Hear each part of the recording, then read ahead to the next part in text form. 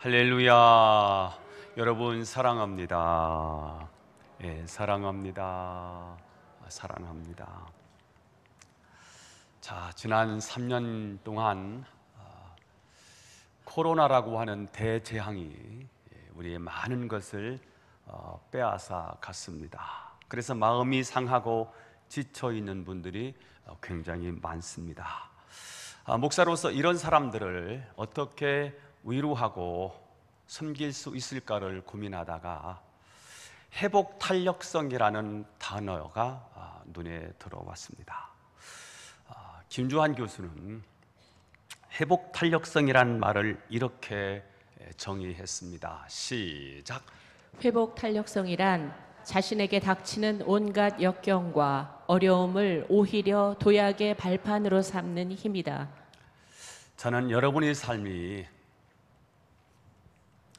아무리 많이 무너져서 도저히 다시 재기할 수 없을 정도로 절망에 빠졌을지라도 바로 다시 재기할 수 있는, 다시 용수철처럼 튀어오를 수 있는 그런 회복 탄력성을 여러분이 갖게 되기를 주의 이름으로 소망합니다. 자, 문제는 어떻게 그런 힘을 우리가 가질 수 있을까?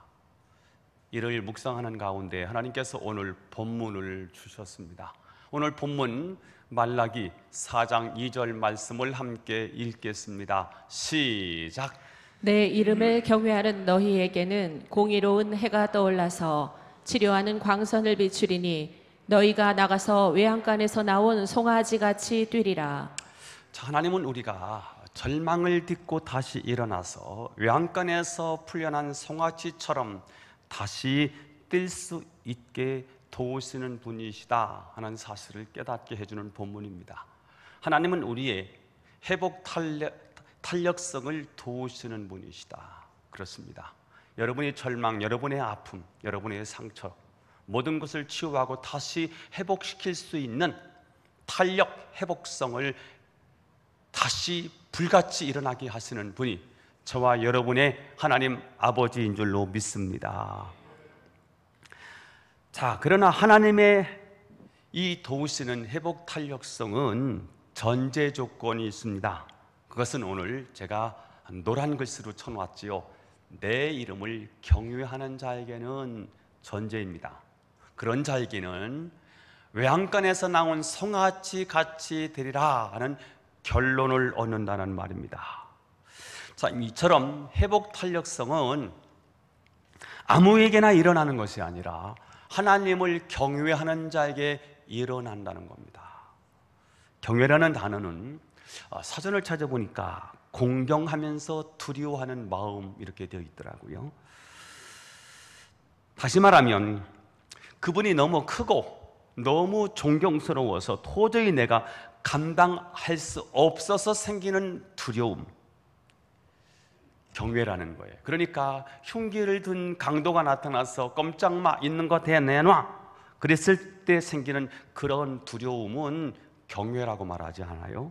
경외는 그런 협박으로 생기는 감정이 아니라 자발적으로 우러나오는 하나님에 대한 크고 위대하심에 대한 존경의 마음에서 나오는 그 두려움, 그것을 경외다 이렇게 말씀을 한다는 거예요. 자, 우리가 사는 이 시대는 모든 절대자를 다 죽였습니다. 부모의 절대적인 권위 다 죽였어요. 스승의 권위도 죽이고요, 위정자의 권위도 다 죽였습니다. 무엇보다도 하나님의 권위를 다 죽였어요. 과학이 발전한 이 시대에 무슨 하나님을 믿느냐? 하나님은 더 이상 필요 없다. 나는 내 지식을 믿고 내 힘을 믿는다. 그래서 하나님께서 탄력 회복성을 도우시고 절망과 좌절에서 다시 일어날 수 있도록 해주셔야 되는데 하나님을 경외하지 않는 거예요. 그래서 오늘 하나님이 우리에게 주시는 말씀이 뭐예요? 하나님을 경외하라는 거예요. 하나님을 경외한다는 게 도대체 뭘까? 하나님을 잘 섬긴다는 말이죠. 하나님을 잘 섬긴다는 말은 뭐예요? 신앙생활을 잘 한다는 말이겠죠. 자, 오늘 신앙생활을 잘하고 싶은데, 그래서 어떤 어려움과 난관에 부딪힌다 할지라도 다시 회복할 수 있는 하나님의 도우심을 얻고 살아야 되는데, 신앙생활을 잘하는 것, 이게 어떻게 신앙생활을 잘하는가? 오늘 본문은 신앙생활에 세 가지 단계가 있다는 사실을 알려줍니다. 첫 번째 단계입니다. 한번 신앙의 초보 단계인데요, 신앙의 초보 단계는 뭐냐면 하나님의 존재를 인정하기만 하면 되는 단계. 시작. 하나님의 존재를 인정하기만 하면 되는 단계. 자, 하나님은 당신을 경외하면 외양간에서 나온 송아지 같이 뛰게 해주시겠다고 말씀해 주셨습니다. 이 말씀을 한마디로 요약을 하라고 하면 나를 인정해 달라는 겁니다. 하나님이 왜 우리에게 인정받기를 원하실까요? 하나님이신데 인정해 달라는 거예요. 왜 하나님이 인정해 달라고 우리에게 요구하시는 것일까요? 그분이 인격적인 분이기 때문에 그렇습니다. 인격이 뭐예요? 생각하고 느끼고 내 의지를 가지고 하는 거지요. 이걸 인격적인 존재라고 말해요. 하나님은 인격적인 존재입니다. 많은 사람들이 나무에게도 절하고요, 달림에게도 절을 해요. 그러나 달림을 인격적이다라고 말하는 사람은 없지요. 그러나 하나님은 인격적이세요. 우리가 누구를 닮았습니까? 우리는 하나님을 닮았어요. 하나님을 닮았다는 게 뭐예요? 겉모습이 닮았다는 말이 아니고요, 우리 안에 하나님처럼 만드신 성향이 있다는 거예요. 뭘 닮았을까요?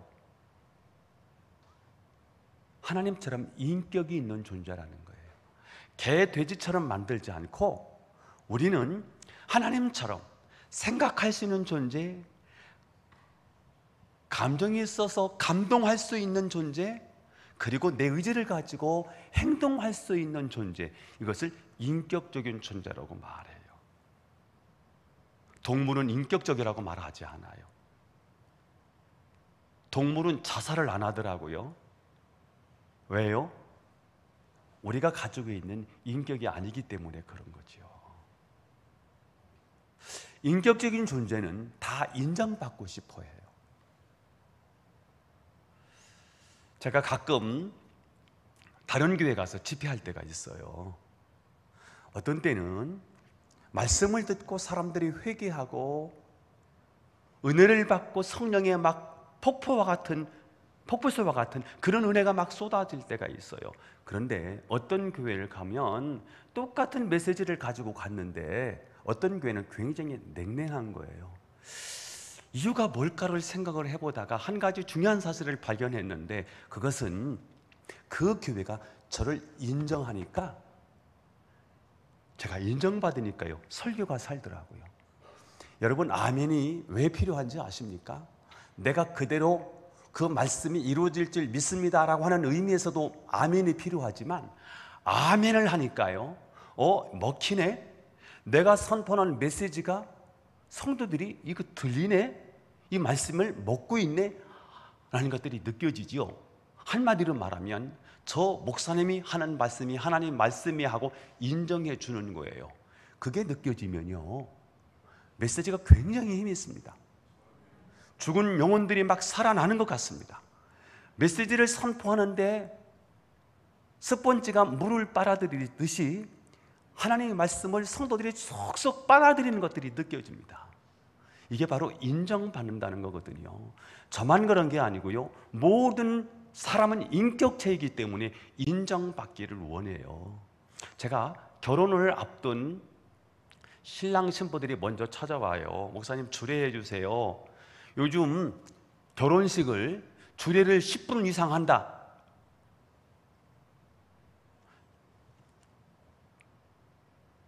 나갑니다. 다음엔 절대 안 세웁니다. 요즘 주례는요 5분 이하로 주례사를 해야 되거든요. 그러니까 5분 이하의 주례사를 어떻게 합니까? 그래서 미리 불러요. 주례사 할 얘기를 그때 해줘요. 제가 3단어를 똑같이 줘요. 왜냐하면 결혼은 한 번 하는 거니까. 그래서 이렇게 살면 행복해 하고 첫 번째 주는 단어가 뭐냐면 존중이라는 단어를 줘요. 부부가 함께 살 때 존귀 여겨줘야 돼. 존중이 여겨야 돼. 아무렇게나 대하면 안 돼. 세월이 흐르면 좀 편해지지요.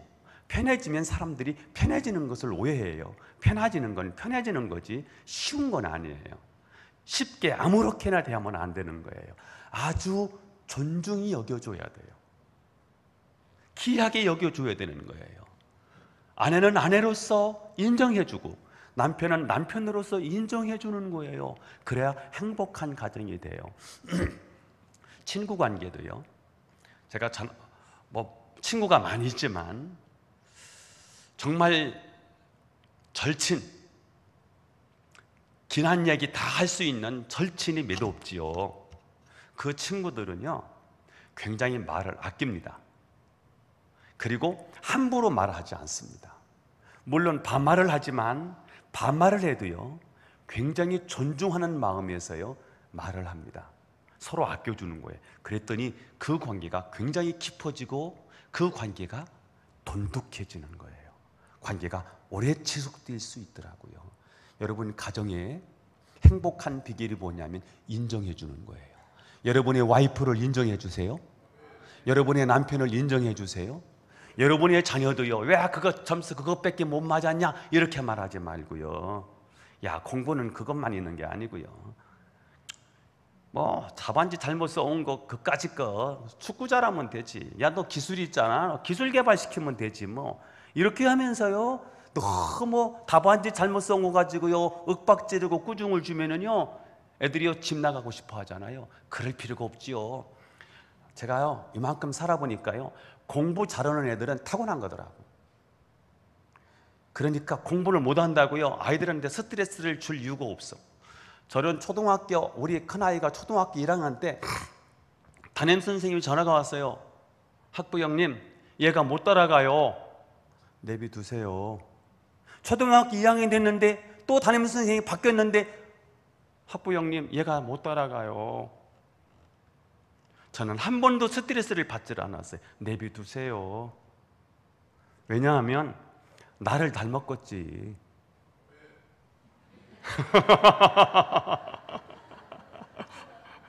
나를 닮았겠죠. 그래서 저는 기대를 하지 않아요. 나보다 조금 잘한다. 그러면 지금 가문의 영광이죠. 이거는 그렇게 생각하는 거예요. 그래서 아이는 아이로서 인정해주고 아내는 아내로서 인정을 해줬더니요 가정이 행복하더라고요. 여러분 하나님도 인격을 가지신 분이기 때문에 당신이 존재를 인정받고 싶어 하신다는 거예요. 그러니까 하나님의 존재를 인정해 주세요.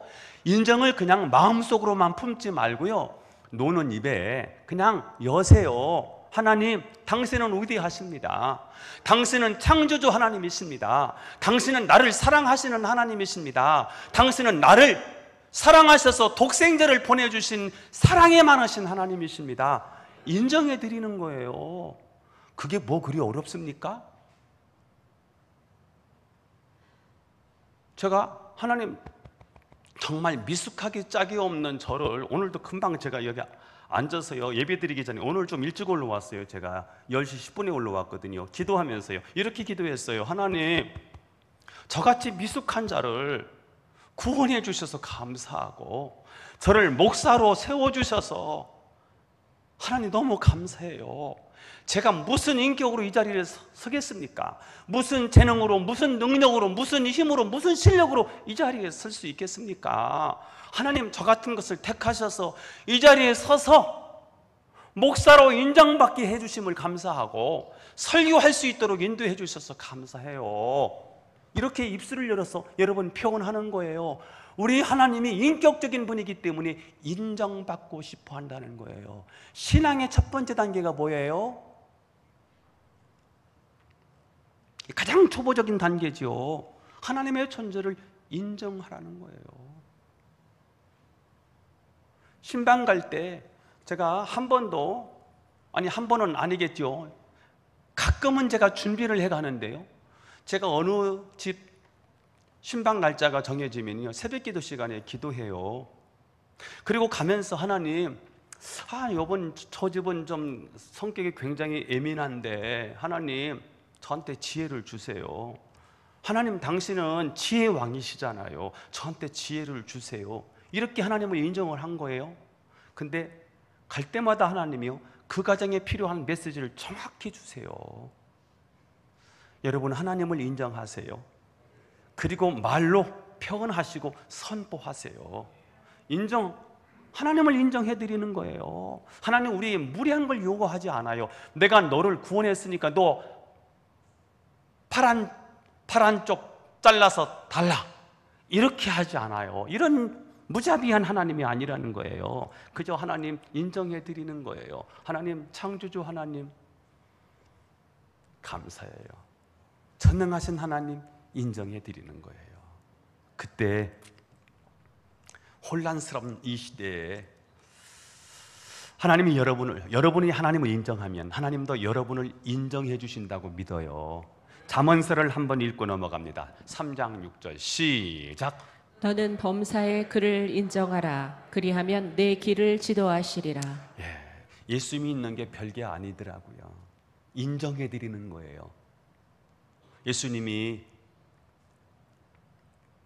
3년 정도 사역을 하셨을 때 가이사라 빌립보 지방에 이르렀을 때 제자들에게 물었어요. 야, 세상 사람들이 나를 누구라고 하더냐? 하고 물었더니 세상 사람들이 이렇게 대답한다는 거예요. 4대 성자 중에 한 분이랍니다.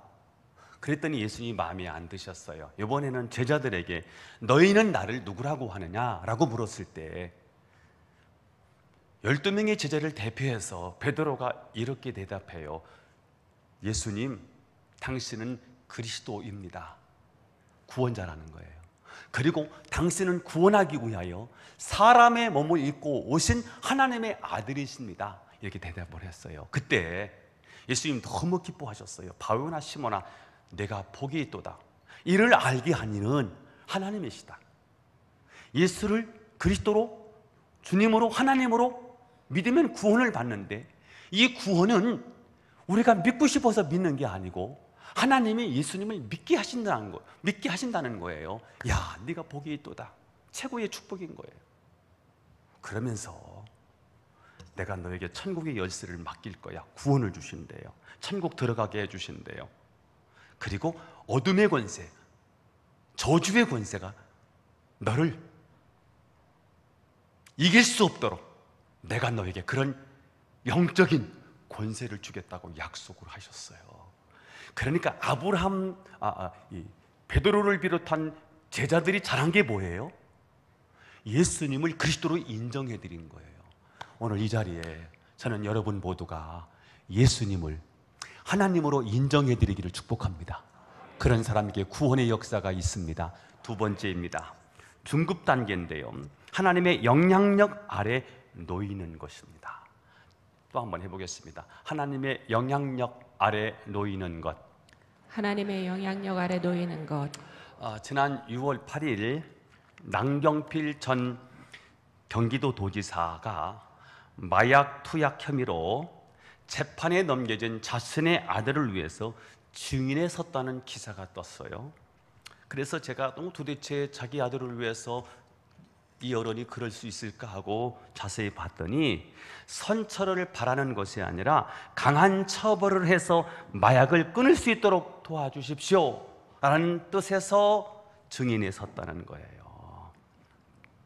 그 아들은 필로폰 투약 혐의로 16번이나 기소됐었고요. 또한 마약 중독 치료 및 재활을 받는 도중에 또다시 필로폰을 투약을 했다가 가족의 신고로 체포를 됐습니다.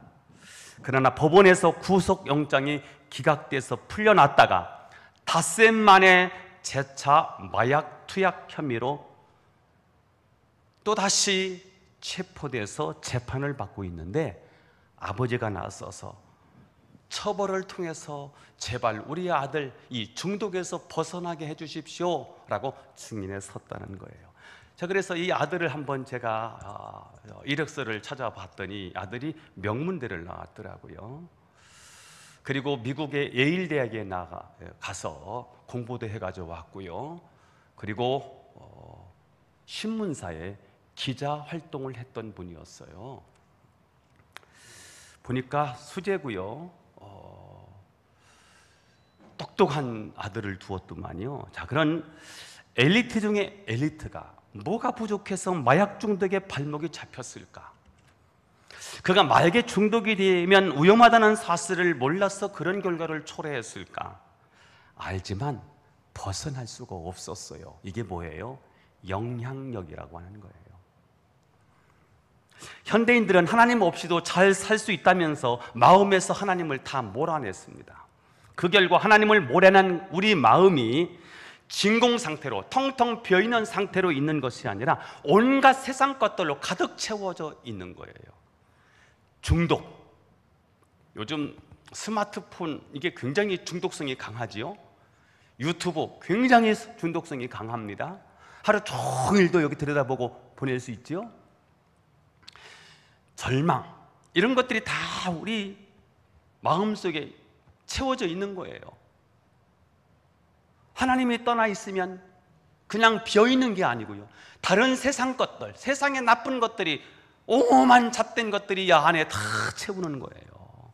하나님은 이런 시대를 살아가고 있는 우리에게 무엇을 요구하느냐 하면 그런 악한 영향력 아래 있지 말고 하나님의 영향력 안으로 들어오라는 거예요.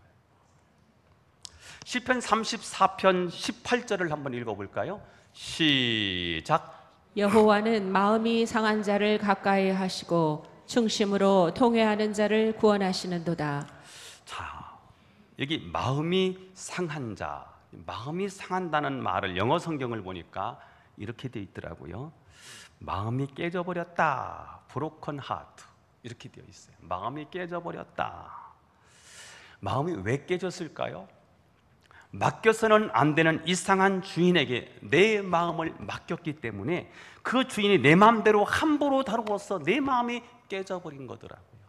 이렇게 마음이 상한 자, 곧 마음이 깨져버린 자들은 어떻게 해야 될까? 오늘 답을 18절에서 주고 있어요. 충심으로 통회하는 자를 구원하시는도다. 충심으로 통회하는 마음, 즉 회개하는 마음을 가져야 된다는 거예요. 회개는 돌이킨다는 말이죠. 우리가 살인죄나 강도짓 같은 중범죄를 저질렀기 때문에 회개하라는 말이 아니라 하나님의 영향권에서 벗어난 상태를 회개하라는 거예요. 즉 회개함으로 하나님의 영향권 안으로 돌아가라는 것입니다.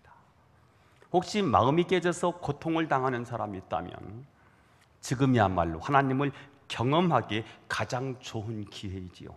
하나님은 마음이 상한 자를 가까이 하신다고 말씀을 하셨어요. 내가 높아져 있을 때, 많이 가졌을 때, 건강할 때는요, 하나님이 안 느껴집니다. 내가 힘들고 어려운 일을 당했을 때, 마음이 상하고 마음이 깨졌을 때, 속상하고 마음이 분노가 치밀어 오를 때, 괴로워서 내 힘으로 도저히 그 문제를 헤쳐나갈 수 없을 때 내 마음이 굉장히 낮아져 있지요. 겸손해져 있지요. 그때 하나님이 보이고 하나님의 음성이 들려요.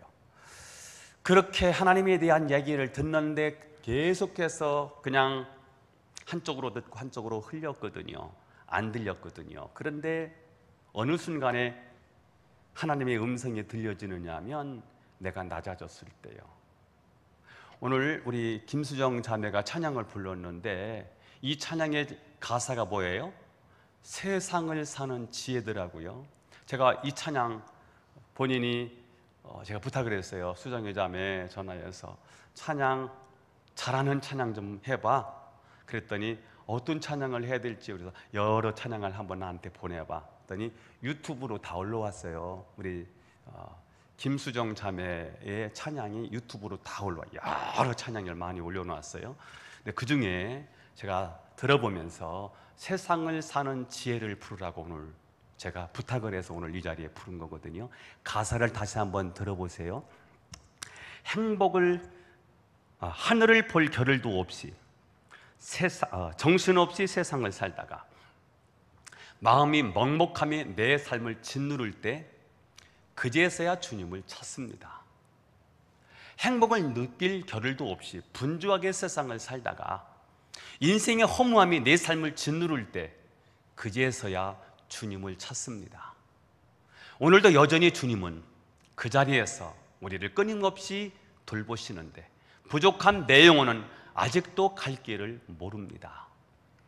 내게 믿음 주소서, 내 연약한 마음을 돌보소서, 한없는 주님의 사랑 알게 하소서.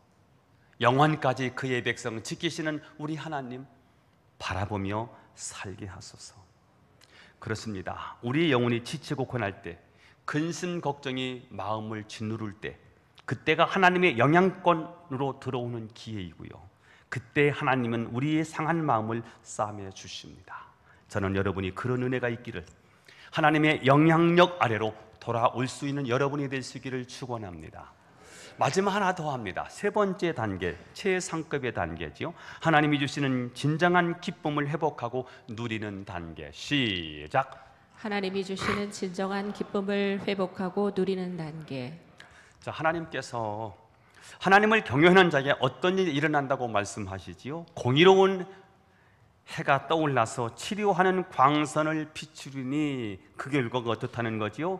너희가 나가서 외양간에서 나온 송아지같이 뛰리라. 자, 우리가 외양간에서 나온 송아지같이 뛰며 기쁨을 누리게 될 것이라는 거예요. 외양간에서 나온 송아지같이 기뻐 뛰는 거예요. 이게 정상적인 신앙인의 모습이라는 거지요. 자, 여기서 너희가 나가서라는 단어를 제가 노란색으로 표시를 해놨는데요, 너희가 나가서라는 말은 그동안 갇혀 있었다는 말을 전제하지요. 악한 사탄의 영향력 아래 갇혀 있었고, 악한 습관의 매임에 갇혀 있었고, 절망과 좌절에 갇혀 있었지요. 그랬던 우리가 치료하시는 하나님으로 말미암아 그곳으로 나가서 외양간에서 나온 송아지같이 기뻐 뛴다는 거예요. 이게 하나님이 원하시는 신앙생활의 모습이에요. 제가 TV 잘 안 보고 유튜브를 요즘 보는데 주로 뭘 보느냐? 북한 이야기, 탈북자 이야기. 아, 재밌어요. 뭐가 재밌는지 아세요?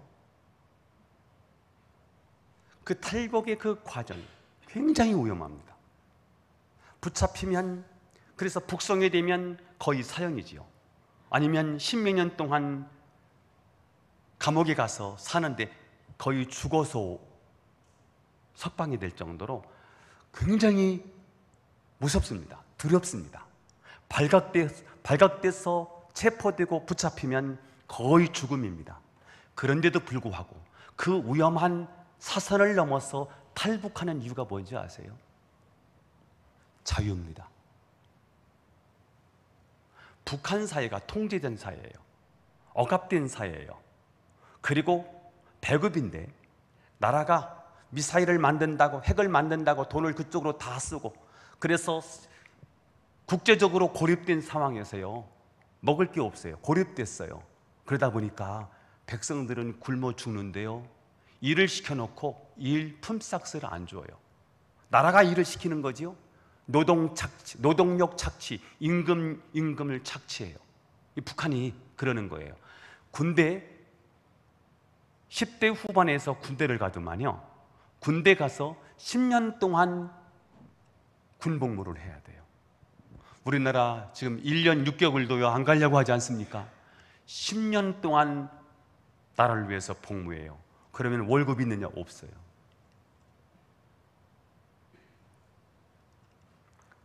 드라마, 한국 드라마가 너무 재밌어. 그래서 막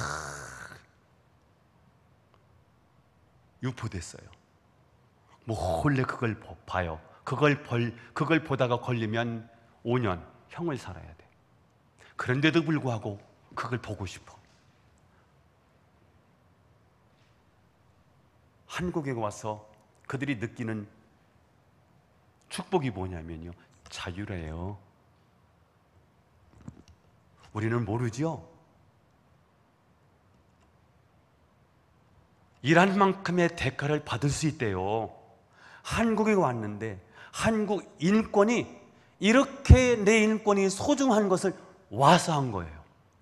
우리가 예수 믿기 전에는 이사도 마음대로 못 갔어.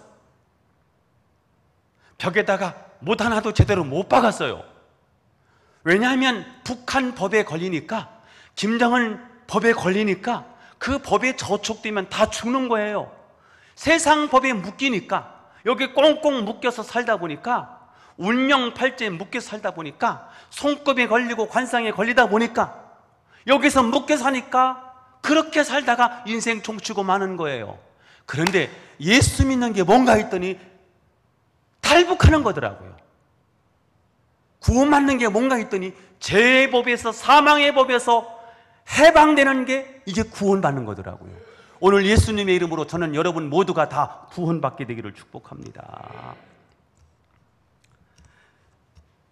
나면서부터 걷지를 못한, 평생을 장애인으로 살았던 사람이 성전에 들어가는 베드로와 요한을 만났을 때 어떤 일이 벌어지는지 아시지요?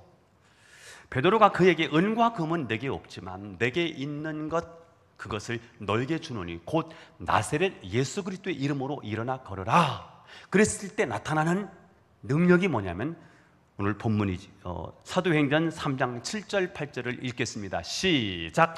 오른손을 잡아 일으키니 발과 발목이 곧 힘을 얻고 뛰어서서 걸으며 그들과 함께 성전으로 들어가면서 걷기도 하고 뛰기도 하며 하나님을 찬송하니. 자, 이것이 제대로 된 신앙생활의 가슴 벅찬 생활이라는 거예요. 예수 믿고 나서 이 기쁨을 누리는 거예요. 아, 이제는 어디 가도 되는구나. 구원받았다는 게 이런 축복이구나. 탈북한 사람들이 대한민국에 와서 신분증을 하나 받잖아요. 엉엉 운다는 거예요. 대한민국 국민을 인정하는 이 신분증 하나가 이렇게 위대하다는 사실을 안 거예요. 탈북해서 중국에 살면요, 공안들이 있어서요, 누구라도 밀고 하면요 다 붙잡히거든요. 그런데 대한민국에 돌아와서 신분증을 받고요, 얼마 있다가 여권을 받아가지고 다시 중국을 가는 거예요. 얼마나 신나는지 모른대요.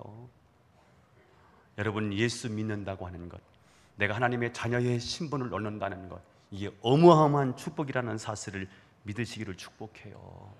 예수를 모르는 사람이든지 아니면 예수님을 믿었는데도 불구하고 아직도 이 비밀을 모르는 사람이 있을 수 있습니다. 묶여있던 것이 풀리고 갇혀있던 곳에서 노임을 받아 걷기도 하고 뛰기도 하는 이 기뻐하며 신앙생활하는 것, 이것이 하나님이 우리에게 가장 원하시는 최상의 신앙생활이라는 사실이에요. 이것이 하나님의 영향력 아래 돌아오는 자가 누리는 참된 기쁨이라는 것입니다. 이사야서 53장 5절 6절을 읽겠습니다. 5절이지 5절. 시작. 그가 찔림은 우리의 허물 때문이요 그가 상함은 우리의 죄악 때문이라. 그가 징계를 받음으로 우리는 평화를 누리고 그가 채찍에 맞음으로 우리는 나음을 받았도다. 주님의 찔림은 우리 허물 때문이래요. 예수님이 상함은 우리의 죄악 때문이라는 거예요. 예수님이 징계를 받고 예수님이 채찍을 맞은 것은 우리에게 평화를 주시고 우리에게 나음을 주시기 위해서 그랬다는 거예요. 그 놀라운 축복이 가능하도록 예수님이 십자가에 못 박혀 죽으셨어요. 십자가에서 이루신 구원은요, 부족하지 않아요. 완전한 거예요. 누군가가 또다시 도덕이나 윤리를 실천해서 구원을 받는 게 아니에요. 우리는 도덕과 윤리로 하나님께로 갈 수 없어요. 인격이 아무리 훌륭해도, 공부를 많이 해도, 철학을 많이 알아도 하나님께로 갈 수 있는 능력이 우리에게 없어요. 돈으로 못 가요. 권력으로 못 가요. 힘으로 못 가요. 예수 이름으로 가요.